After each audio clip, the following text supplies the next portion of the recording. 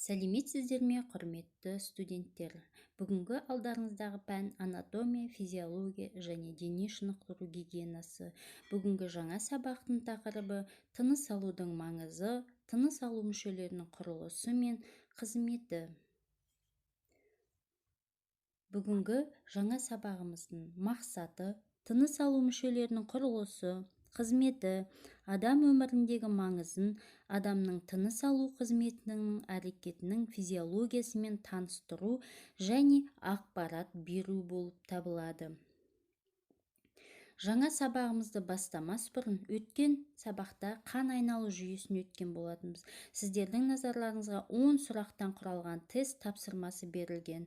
Үй жұмысын параграф білім сайтына салып жіберулеріңізді сұраймын, немесе WhatsApp желісіне.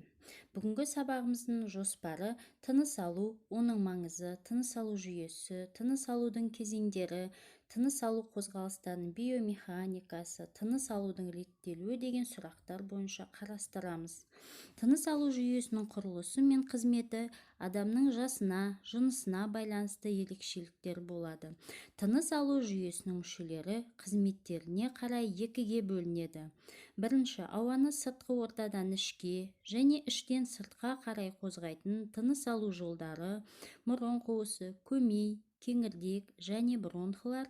Екінші, түскен газдарды алмастыру процесін жүргізетін мүше өкпе. Бұл мүшелер орналасуы бойынша жоғарғы және төменгі тыныс алу жолдарына болып бөлінеді. Жоғарғы тыныс алу жолдарына мұрын қуысы, жұтқыншақ, ауыз қуысы жатса, төменгі тыныс алу жолдарына көмей, кеңірдек, бронхлар жатады екен. Тыныс алудың маңызы. Тыныс алу дегеніміз ағза және сыртқы орта аралығындағы газ алмасу үрдісі. Тыныс алу жүйесінің қызметі ағзаны оттегімен қамтамасыз етіп, түзілген көмір қышқыл газын шығарып отырады. Тыныс алу оттегіні ағзалар мен ұлпаларға жеткізу, оның жасушалардағы тотығу үрдістерінде пайдаланылуы, сондай-ақ организмнен көмір қышқыл газын шығару үрдістерінің жиынтығы болып табылады.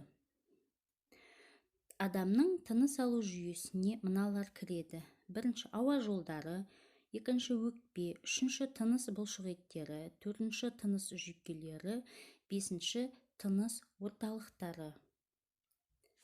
Көмей ауаны жұтқыншақтан кеңірдекке өткізеді. Көмей іші қуыс түтік, ол мойынның алдыңғы бөлігінде орналасқан. Көмей шемішектер арасында екі дыбыс сіңірлері түзілетін сілемейлі қабаттар болады, ал арасындағы кеңістік дыбыс саңылаулары деп аталады.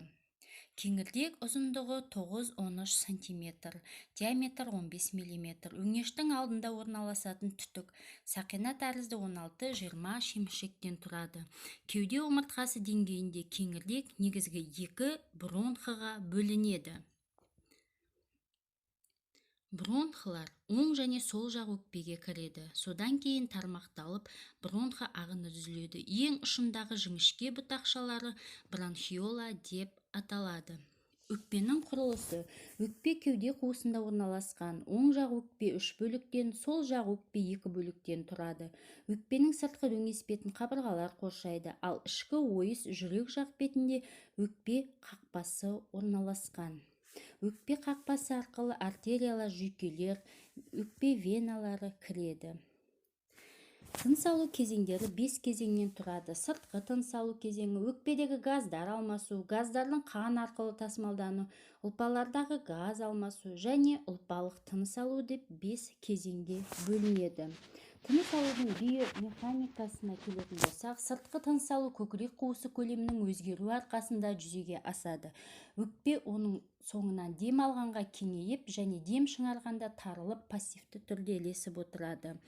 Өкпенің негізгі инспирация еттерінің жиырылуы нәтижесінде көкірек қуысының көлемі фронталдық, сагиталдық және вертикалдық бағытта ұлғаяды. Осылайша демалу ол белсенді үрдіс болып табылады.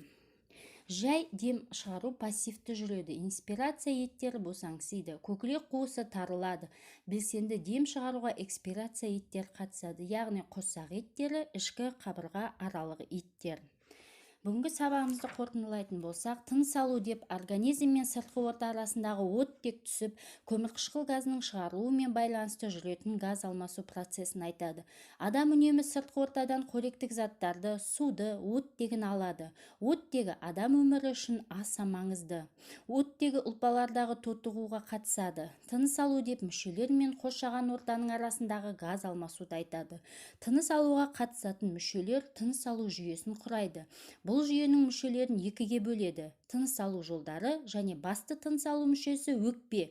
Ауа сырттан өкпеге және өкпеден сыртқа қозғалатын қуыстар тыныс жолдарына мұрын қуысы, көмей, кеңірдек және бронхолар жатады. Мұрын қуысының құрылысы: ауа танау арқылы мұрын қуысына кіреді. Мұрын қуысы кеңсірік шемішегі арқылы оң және сол бөліктерге бөлініп, жұп танау тесіктері арқылы сыртқа ашылады. Ішкі жағы жұтқыншақпен қосылады. Көмекей мойынның алдыңғы жағында орналасқан ішкі қуыс шемішекті мүше. Кеңірдек көмекейдің жалғасы ішкі қуыс түтік пішінді шемішекті мүше. Ол өңештің алдында орналасқан, ұзындығы шамамен 9-12 см, диаметрі 15-18 мм. Өкпе кеуде қуысының қабырғасына жарнаса орналасқан серпімді кеуекті мүше. Өкпеде қан тамырлары көп болғандықтан түсі қызғылт болады. Енді үйге тапсырмаға келетін болсақ, теориялық тапсырма: тыныс алу мүшелері және оның ағза үшін маңызын, балалар үшін тыныс алудың маңызы қандай деген сұраққа қарастырып келеміз. Жұмбақтың шешімін табамыз. Екі шырақтың арасында бір үзім. Келесі тәжірибелік тапсырма: иіс газымен уланғанда алғашқы жәрдем көрсетуге жаттығу, қолдан тыныс алу тәсілдерін үйрену, дауыстық жаттықтыратын ең қарапайым жаттығулармен танысу. Үй тапсырмасы бойынша қарастырылатын әдебиеттер: Әмина Күзенбаеваның «Адам анатомиясы», «Валеология», денсаулық журналдарын қосымша қарастыруға болады, және Петришина, Попованың «Бастауыш мектеп жасындағы балалар анатомиясы, физиологиясы және гигиенасы» деген әдебиеттер бойынша жұмыс жасап, үй тапсырмасын орындауға болады.